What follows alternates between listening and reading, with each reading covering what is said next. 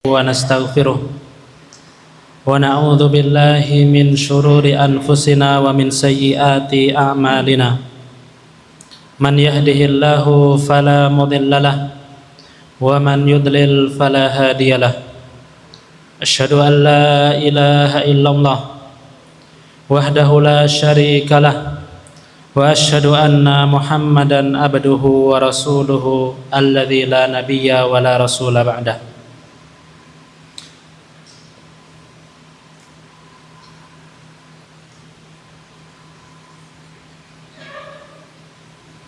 Baik, berkaitan dengan tema kita hari ini, yang insya Allah kita akan membahas seputar asyratus sa'ah atau tanda-tanda munculnya hari kiamat atau tanda-tanda dekatnya hari kiamat.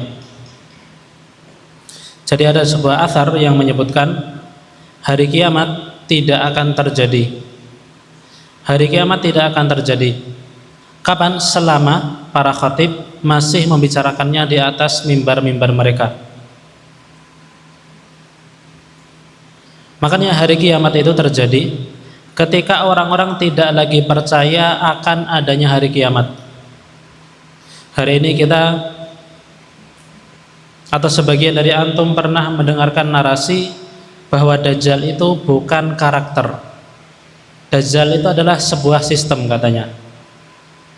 Yang sistem itu sudah muncul di zaman sekarang. Nah, ini adalah upaya untuk mengkaburkan sosok Dajjal itu sendiri. Sehingga di akhir zaman nanti, ketika Al-Masih Dajjal keluar dari persembunyiannya, orang-orang tidak percaya lagi akan keberadaannya, sehingga mereka tidak sadar sedang mengikuti Dajjal.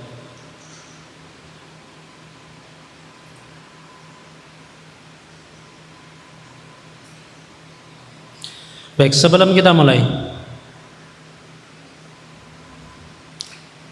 cuma segini, santri yang lain kemana? Chandra ada nggak? Chandra, apa tanda kiamat yang pertama kali muncul? Hah? Apa? Salah. Habsyi. Apa tanda kiamat yang pertama kali muncul? Hah? Mboh mas, mboh, kata Habsyi. Tegar mana Tegar? Tadi saya lihat antum mandi, cepat sekali, sudah selesai. Apa tanda kiamat yang pertama kali muncul? Tegar?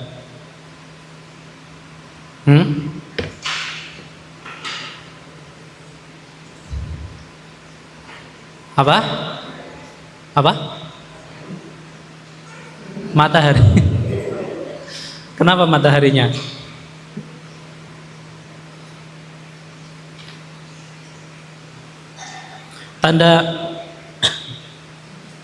Tanda kiamat yang pertama kali muncul adalah diutusnya Nabi terakhir, yaitu Rasulullah Sallallahu Alaihi Wasallam.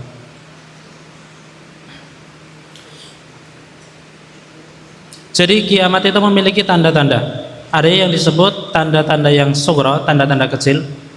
Ada juga yang disebut dengan tanda-tanda al-kubra, tanda-tanda kiamat yang besar. Nah, tanda kiamat yang pertama kali muncul adalah diutusnya Rasulullah Sallallahu Alaihi Wasallam.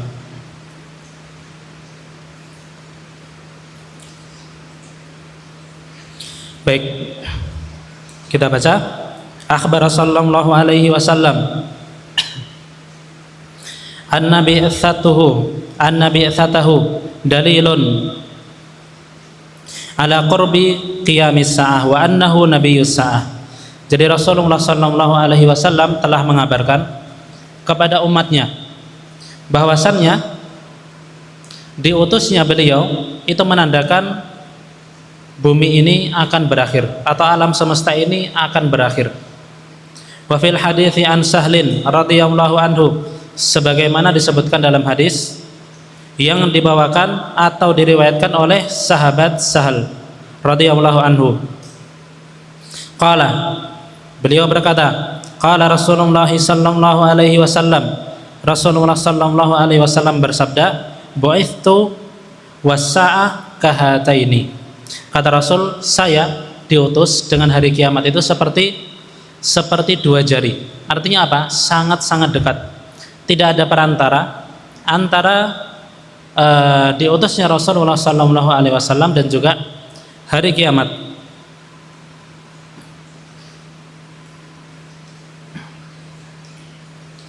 Fa awwalu asyratis sa'ah bi'tsatul Mustafa sallallahu alaihi wasallam.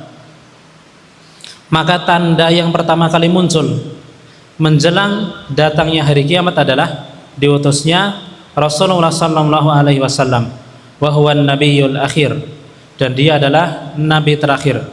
Fala yalihi nabiyyun akhar. Setelah nabi tersebut tidak ada nabi lagi sampai datangnya hari kiamat.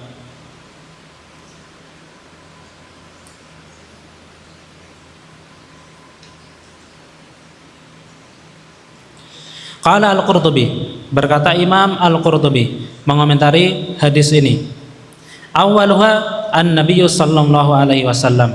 Jadi tanda yang pertama adalah diutusnya Rasulullah sallallahu alaihi wasallam, li'annahu nabiyyu akhiriz zaman, dikarenakan Rasulullah sallallahu alaihi wasallam adalah nabi akhir zaman, nabi yang terakhir. Waqad bu'itsa wa laysa bainahu wa bainas sa'ati nabiyyun. Jadi Nabi Muhammad sallallahu alaihi wasallam diutus, dan setelah beliau diutus itu tidak ada nabi lagi sampai datangnya hari kiamat. Nah, ini adalah tanda yang pertama, yaitu diutusnya Rasulullah sallallahu alaihi wasallam.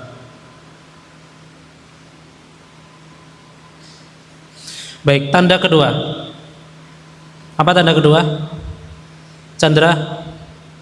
Tanda kedua meninggalnya Rasulullah sallallahu alaihi wasallam. Ini adalah tanda yang kedua. Dan insya Allah ada sekitar berapa tanda sampai munculnya tanda kiamat kubra.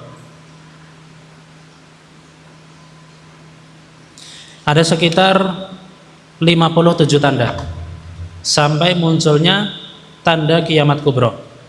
Yang pertama adalah diutusnya Rasulullah sallallahu alaihi wasallam. Tanda yang kedua adalah meninggalnya Rasulullah sallallahu alaihi wasallam. Min asyratis sa'ati mautun nabi sallallahu alaihi wasallam. Termasuk tanda-tanda kiamat adalah meninggalnya Rasulullah sallallahu alaihi wasallam. Fil hadithi an Auf ibn Malik, sebagaimana disebutkan dalam hadis Auf ibn Malik. Qala, beliau berkata, qala Rasulullah sallallahu alaihi wasallam, Rasulullah sallallahu alaihi wasallam bersabda, udud sitan baina yaday sa'ah. Hitunglah 6 tanda yang mana 6 ini akan muncul atau akan datang sebelum datangnya hari kiamat.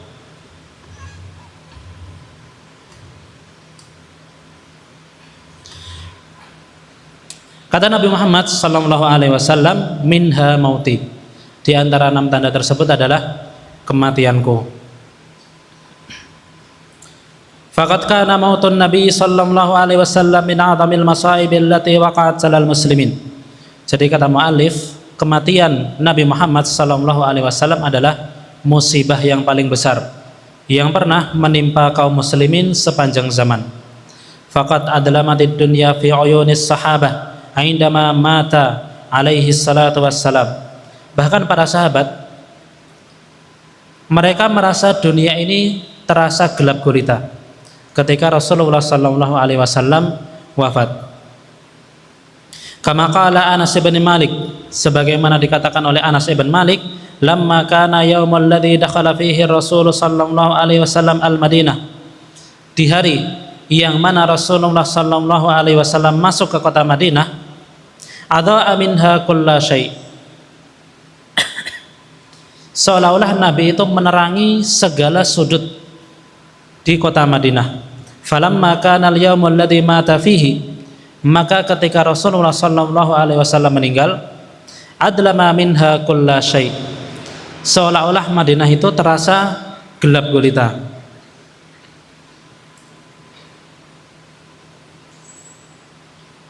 Jadi ini adalah tanda yang keberapa? Tanda yang kedua.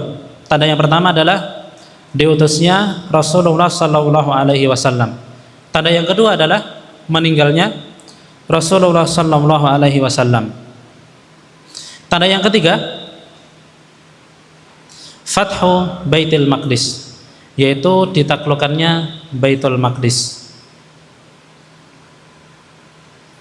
Baitul Maqdis di mana?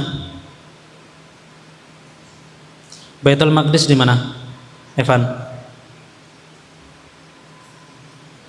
Baitul Maqdis. Palestina. Min asyratis saati Fathu Baitul Maqdis. Dan termasuk tanda-tanda kiamat adalah dibukanya Baitul Maqdis. Faqad jaa dzalika fi hadithi Auf ibn Malik. Sebagaimana datang dalam hadis Auf ibn Malik yang tadi kita sebutkan. Ada 6 tanda yang muncul sebelum datangnya hari kiamat. Di situ disebutkan yang pertama adalah diutusnya Nabi, yang kedua adalah meninggalnya Nabi, yang ketiga adalah Fathu Baitul Maqdis, dibukanya atau ditaklukkannya Baitul Maqdis. Ini sudah terjadi atau belum? Ditaklukkannya Baitul Maqdis sudah terjadi atau belum? Sudah. Di zaman siapa? Di zaman siapa, Amar? Zaman siapa? Di zaman Umar. Fa fi ahdi Umar bin al-Khattab radhiyallahu anhu tamma Fathu Baitul Maqdis sanata sitta asyrata minal hijrah. Jadi di zaman Umar ibn al-Khattab radhiyallahu anhu, Baitul Maqdis itu berhasil ditaklukkan, yaitu pada tahun 16 Hijriah. 16 berarti 16 tahun setelah hijrahnya Rasulullah sallallahu alaihi wasallam dari Mekah menuju Madinah. Kama dhahaba ila dzalika a'immatus siyar, sebagaimana disebutkan oleh para ulama ahli sejarah. Faqad dhahaba Umar radhiyallahu anhu bi nafsihi wa salaha ahluha wa fatahaha wa tahharaha minal yahudi wan nasara.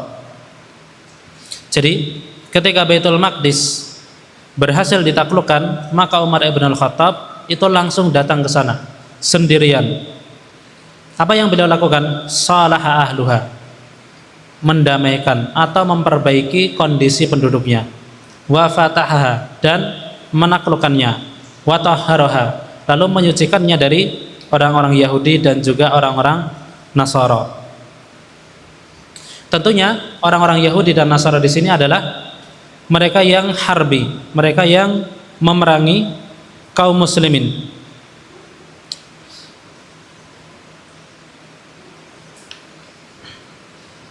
Baik, berkaitan dengan Baitul Maqdis.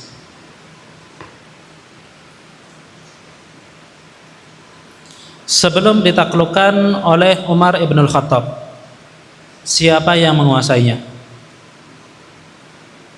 Siapa yang menguasai Baitul Maqdis sebelum ditaklukkan oleh Umar ibn al-Khattab? Bima. Siapa? Bangsa Romawi. Ada yang menarik ketika Umar ibn al-Khattab menaklukkan Baitul Maqdis. Jadi waktu itu pemerintahan atau lebih tepatnya penjajahan yang dilakukan oleh orang-orang Romawi terhadap Baitul Maqdis itu mereka lakukan secara zalim. Jadi mereka memperlakukan orang-orang di Baitul Maqdis secara zalim. Sehingga dari situ kemudian ketika mereka mendengar bahwasannya pasukan kaum muslimin bergerak menuju Palestina, maka orang-orang yang mendiami daerah tersebut dari kalangan Nasrani. Demikian juga beberapa dari kalangan Yahudi. Mereka sangat mendukung kaum muslimin. Kenapa? Karena mereka ingin terlepas dari kezaliman orang-orang Nasrani, orang-orang Romawi. Jadi meskipun yang mendiami Baitul Maqdis pada saat itu adalah orang-orang Nasrani mayoritasnya, tapi mereka sangat mendukung, sangat berharap kaum muslimin menang dalam pertarungan tersebut atau dalam peperangan tersebut. Sehingga ketika hal itu terwujud, ketika Umar ibn al-Khattab berhasil menaklukkan Baitul Maqdis, maka mereka pun bergembira. Penduduk Palestina mereka bergembira, dan bahkan banyak sekali di antara mereka yang berbondong-bondong masuk Islam.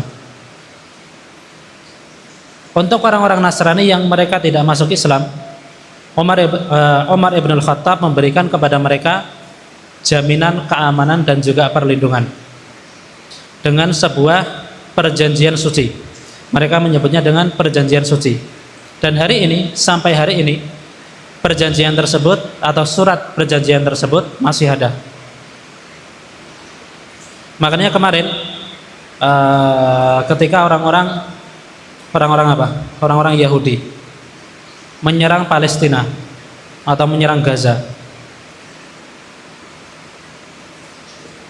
salah satu pendeta senior di Palestina itu mereka mengucapkan sebuah ucapan yang sangat menyakitkan. Apa yang mereka ucapkan? Jadi mereka berkata, "Wahai kaum muslimin, kami benar-benar kecewa dengan kalian. Dahulu ketika Umar ibn al-Khattab menaklukkan Palestina, kami membuat perjanjian dengan khalifah kalian." Apa isi perjanjian tersebut? Isinya adalah bahwasannya kaum muslimin akan membela mereka jika mereka kembali terjajah. Tapi pada saat itu, pada saat orang-orang Yahudi melakukan pembantaian besar-besaran di Palestina, kata mereka, "Hari ini kami tidak menyaksikan satupun dari kalian yang menepati janji atas khalifah kalian." Ini yang diucapkan oleh mereka. Mereka juga mengatakan padahal perjanjian tersebut masih ada, masih utuh sampai sekarang, dan kami memegang teguh perjanjian tersebut. Ini yang diucapkan oleh mereka, pendeta-pendeta senior yang mewarisi gereja-gereja tua di Palestina.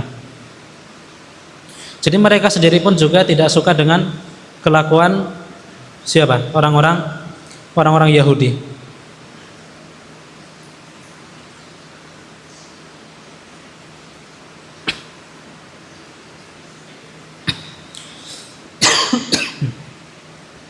Nah, ini adalah tanda yang ketiga. Ditaklukkannya Baitul Maqdis.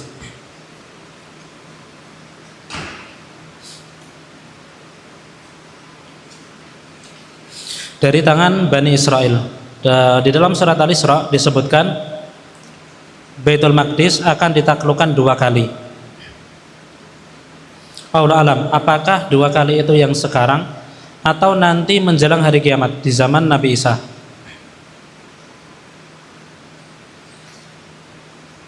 Berikutnya adalah tanda yang keempat.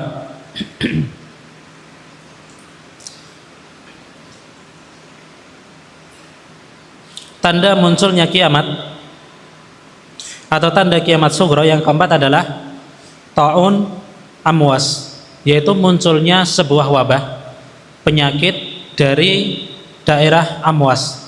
Jadi Amwas ini ada di daerah Syam.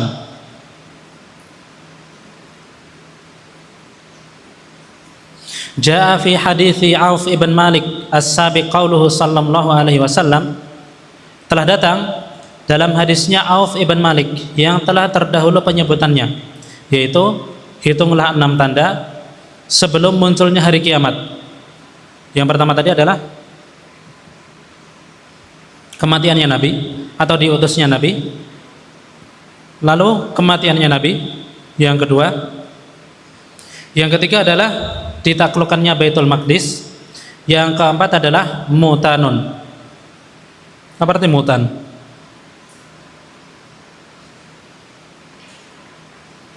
Sebuah wabah atau pandemi, sebuah wabah penyakit ya'khudhu fikum kaqu'asil ghanam, yang mana penyakit tersebut mencabut nyawa kalian sebagaimana sebuah penyakit yang menyerang domba-domba kalian.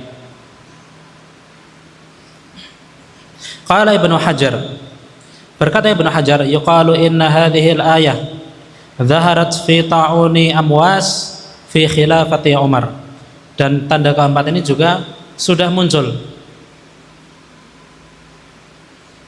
Kata Ibnu Hajar, yuqalu, dikatakan, yaitu kata para ulama, inna hadhil ayah, sungguh tanda ini dhaharat, telah muncul fi ta'uni amwas, berkaitan dengan wabah dari kota Amwas atau daerah Amwas, fi khilafati Umar, di zaman Umar ibn al-Khattab. Wa kana dzalika ba'da fathi Baitul Maqdis, dan hal itu terjadi setelah ditaklukkannya Baitul Maqdis. Jadi beberapa tahun setelah Baitul Maqdis atau Palestina berhasil ditaklukkan, muncul wabah ini. Fa fi sanati 18 lil hijrah, maka pada tahun 18 Hijriah. Jadi Palestina ditaklukkan tahun 16 Hijriah, berarti 2 tahun setelahnya. Waqa'a ta'un, terjadi sebuah wabah penyakit yang menular. Fi qurati Amwas, di daerah atau di distrik Amwas, yaitu di wilayah Syam. Tsumma intashara fi ardi Syam, kemudian penyakit tersebut menyebar di seluruh Syam. Famata fihi khalqun katsirun minas sahabah, yang mana hal tersebut merenggut banyak sekali nyawa dari para sahabat radhiyallahu anhum wa min ghairihim, dan juga selain dari mereka, maksudnya adalah para tabi'in. Qila balagha adadu man mata fihi 25 alfan minal muslimin. Sejarawan mencatat korban dari penyakit tersebut mencapai 25 alfan, sekitar 25.000 dari kaum muslimin yang tinggal di daerah Syam. Hanya Syam saja, belum daerah-daerah yang lain.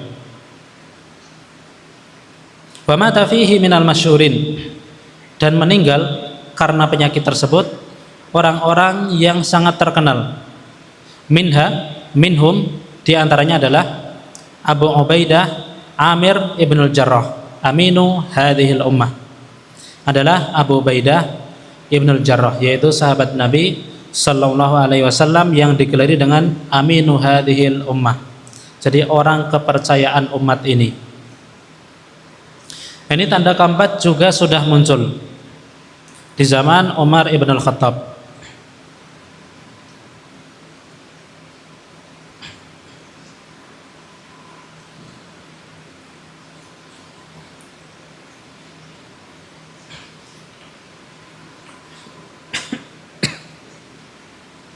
Baik, tanda yang kelima.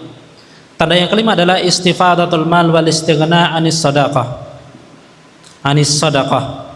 Istifadatul mal, harta sangat melimpah ruah. Ini menjelang hari kiamat. Wal istighna anis sadaqah, sehingga atau sampai-sampai orang itu tidak butuh kepada sedekah. Saking mereka itu atau saking melimpahnya harta di zaman tersebut. Wa Nabi Hurairah radhiyallahu anhu, sebagaimana diriwayatkan oleh Abu Hurairah radhiyallahu anhu, anna Rasulullah sallallahu alaihi wasallam qala, bahwasannya Rasulullah sallallahu alaihi wasallam bersabda, la taqumus sa'atu hatta yaktsura fikumul mal.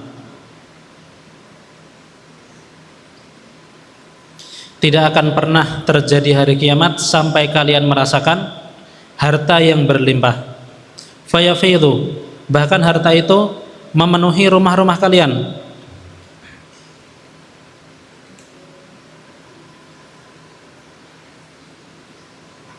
Hatta yuhimma rabbal mali man yakbaluhu minhu sadaqah.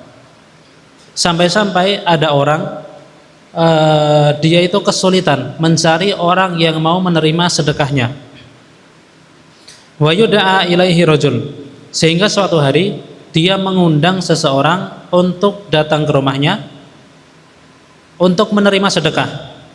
Fayaqulu la arbali fihi, tapi kata orang tersebut, saya tidak membutuhkannya. Ini kata orang yang hendak diberikan harta.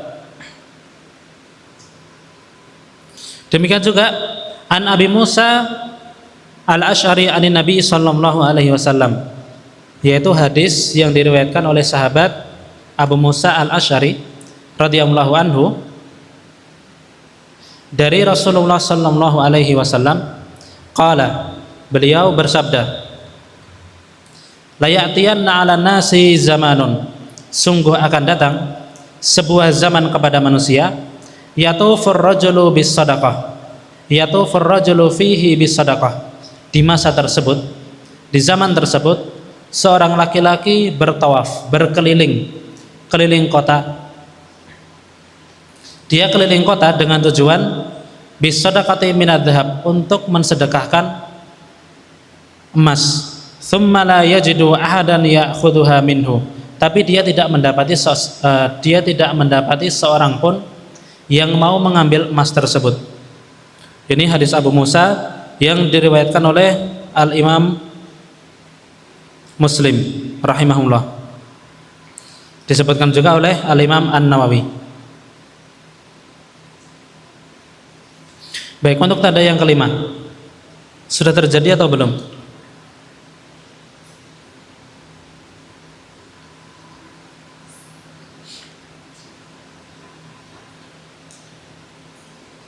Pernah terjadi di zaman siapa? Umar ibn Abdul Aziz. Jadi di masa tersebut para sejarawan menyebutkan ada orang yang kesulitan mencari orang yang mau menerima sedekahnya karena saking makmurnya di zaman Umar ibn Abdul Aziz. Ada yang menarik,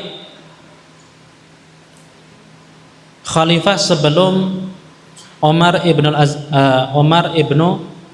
Abdul Aziz, siapa? Khalifah sebelum Umar ibn Abdul Aziz. Marwan terlalu jauh. Jadi Marwan itu setelah Yazid ibn Muawiyah, Marwan ibnul Hakam. Marwan itu di eranya para sahabat. Ketika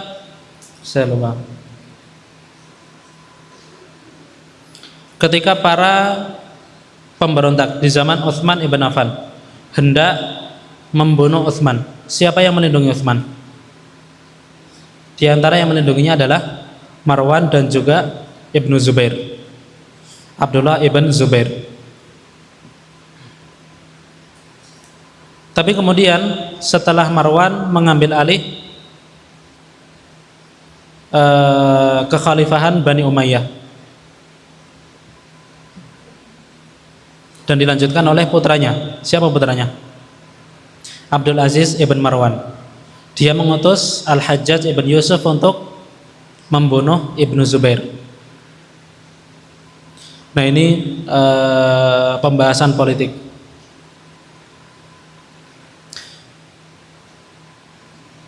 Jadi Marwan setelahnya adalah Abdul Malik. Setelah Abdul Malik, anaknya ada banyak. Sampai kemudian di eranya Sulaiman ibn Abdul Malik. Nah, setelah Sulaiman ibn Abdul Malik, itu adalah Umar ibn Abdul Aziz. Jadi pada saat itu Sulaiman supaya apa? Supaya tidak ada yang mengintervensi. Pada saat itu Umar ibn Abdul Aziz, beliau tidak terpikirkan sama sekali akan masuk ke dalam kandidat orang yang ditulis dalam surat tersebut. Tapi kemudian setelah Sulaiman ibn Abdul Malik meninggal dan para menterinya membuka surat tersebut, dibacalah nama Umar ibn Abdul Aziz.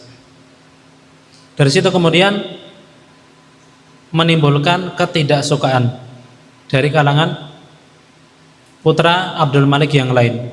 Jadi Umar ibn Abdul Aziz ini bisa dikatakan kerabat jauh, meskipun beliau itu masih masuk dalam kategori Bani Umayyah atau keluarganya kerajaan.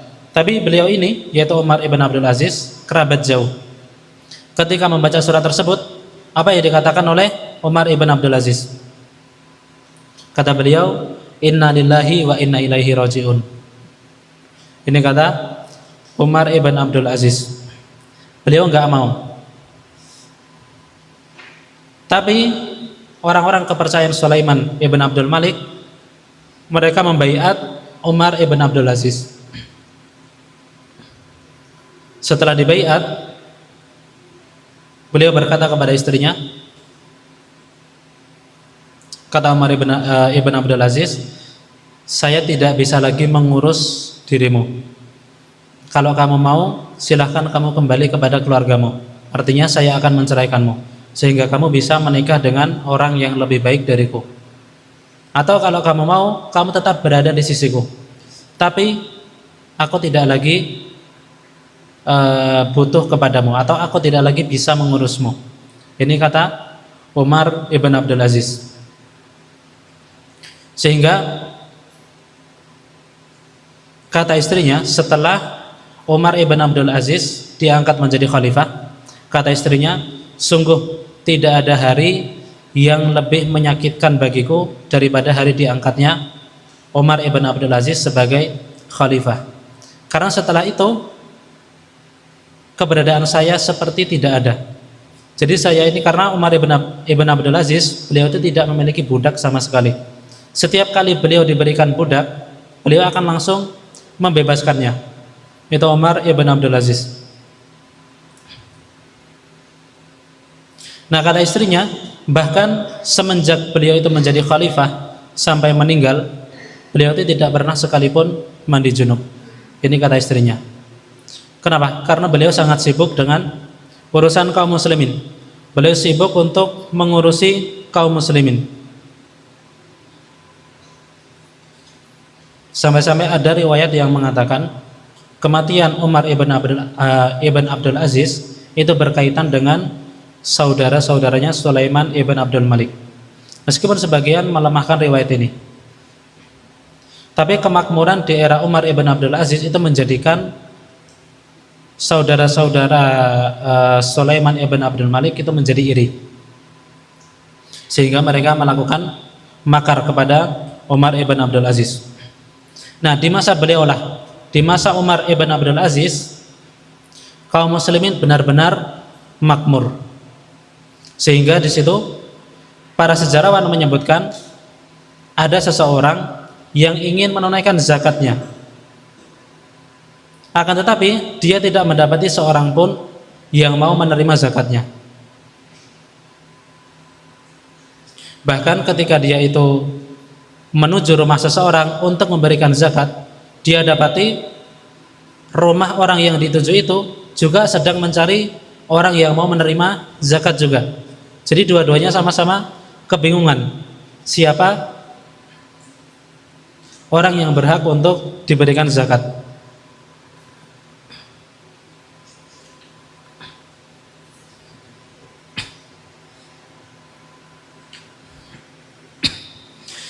Meskipun demikian, Ibnu Hajar mengomentari,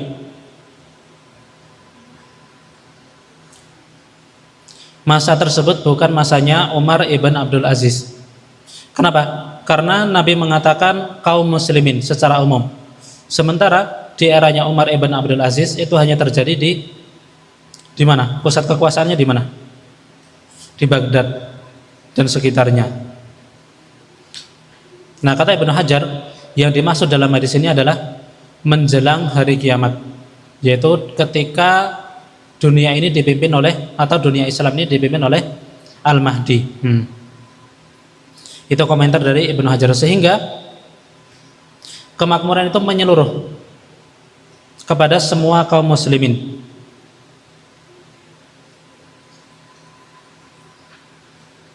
Nah, ini adalah tanda yang kelima.